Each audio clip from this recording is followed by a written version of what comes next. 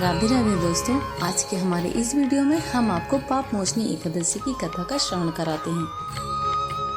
धर्मराज युधिष्ठिर बोले, हे जनार्दन, चैत्र मास के कृष्ण पक्ष की एकादशी का क्या नाम है तथा उसकी पूजा विधि क्या है? कृपया करके आप मुझे बताइए। श्री कृष्ण बोले, हे राजन, चैत्र मास के कृष्ण पक्ष की एकादशी का नाम पाप मोचनी एकादशी है। इस व्रत के प्रभाव से मनुष्य के सभी पापों का नाश होता है। यह व्रत सभी व्रतों में उत्तम है। इस पाप मोचनी एकादशी के महात्म के श्रवण व पठन से समस्त पाप नष्ट हो जाते हैं।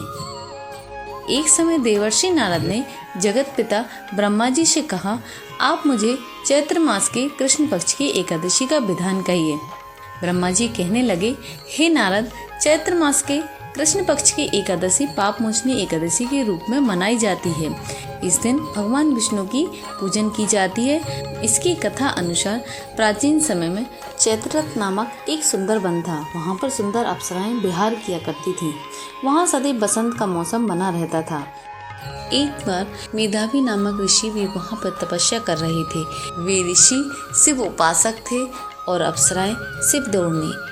एक बार कामदेव ने मुनि का तप भंग करने के लिए उनके पास मंजू घोषा नामक अप्सरा को भेजा। युवावस्था वाले मुनि अप्सरा के हाव भाव, नृत्य, गीत और कटाक्षों पर काम मोहित हो गए और रति क्रीड़ा करते हुए 57 वर्ष व्यतीत हो गए।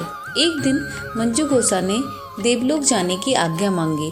उसके द्वारा आज्ञा मांगने पर मुनि को भान आया और उन्हें आत्मज्ञान हुआ कि रसातल में पहुंचाने का एकमात्र कारण अप्सरा मंजू घोषा ही है।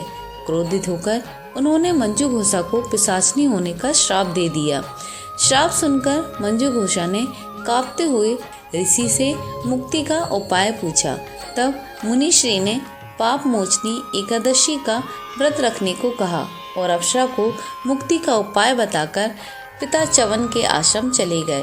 पुत्र के मुख से श्राप देने की बात सुनकर च्यवन ऋषि ने पुत्र की घोर निंदा की तथा उन्हें पाप मोचनी चैत्र कृष्ण एकादशी का व्रत करने की आज्ञा दी। व्रत के प्रभाव से मंजू घोषा अप्सरा पिशाचनी देह से मुक्त होकर देवलोक चले गए। अतः हे नारद, जो कोई मनुष्य विधि पूर्वक व्रत करेगा उसके सारे पापों की मुक्ति होना निश्चय है, और जो कोई इस व्रत के महत्तम को पढ़ता है, सुनता है, उसे सारे संकटों से मुक्ति मिल जाती है। बोलिए श्री हरि विष्णु की जय।